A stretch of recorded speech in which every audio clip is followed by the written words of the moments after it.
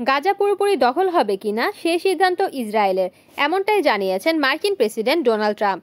ইসরায়েলের প্রধানমন্ত্রী বেনিয়ামিন নেতানিয়াহুর গাজা দখলের পরিকল্পনায় যুক্তরাষ্ট্র হস্তক্ষেপ করবে না বলেও ইঙ্গিত দিয়েছেন তিনি। সাংবাদিকদের এক প্রশ্নের জবাবে ট্রাম্প বলেন, যুক্তরাষ্ট্র এখন গাজার মানুষদের জন্য খাবার সরবরাহে বেশি গুরুত্ব দিচ্ছে, আর বাকি সব কিছু ইসরায়েলের ওপর নির্ভর করছে। তিনি আরও জানান, ইসরায়েল এই খাদ্য বিতরণ ও অর্থ সহায়তায় যুক্তরাষ্ট্রকে সহযোগিতা করবে। পাশাপাশি ট্রাম্প আশা প্রকাশ করেন যে আরব দেশগুলো এই উদ্যোগে অর্থ সহায়তা এবং হয়তো বিতরণ ব্যবস্থাও যুক্ত হবে। গাজার জন্য যুক্তরাষ্ট্র নতুন খাদ্য বিতরণ কেন্দ্র স্থাপন করবে। ট্রাম্প এমন ঘোষণা দিয়েছিলেন প্রায় এক সপ্তাহ আগে। তখন হোয়াইট হাউস জানিয়েছিল, গাজায় ত্রাণ বিতরণের একটি নতুন পরিকল্পনা খুব শিগগিরই প্রকাশ করা হবে, তবে এখনও তা বাস্তবায়ন হয়নি।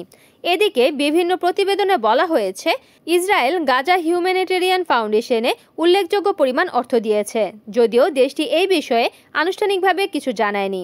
কারণ এমন পদক্ষেপ ইসরায়েলের অভ্যন্তরীণ রাজনীতিতে নেতানিয়াহুর সমর্থকদের কাছে গ্রহণযোগ্য নাও হতে পারে। অন্যদিকে গাজায় বাস্তুচ্যুতি আদেশ জোর করে কার্যকর করা হচ্ছে বলে জানা গেছে। এতে পুরো উপত্যকা ছোট ছোট অংশে বিভক্ত হয়ে পড়েছে। বর্তমানে গাজার প্রায় ৮৬% এলাকা সামরিক নিয়ন্ত্রণে রয়েছে।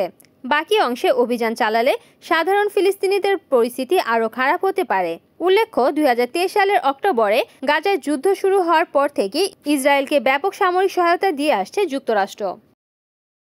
Desk news, Kamruzzaman Kamrul, NN TV।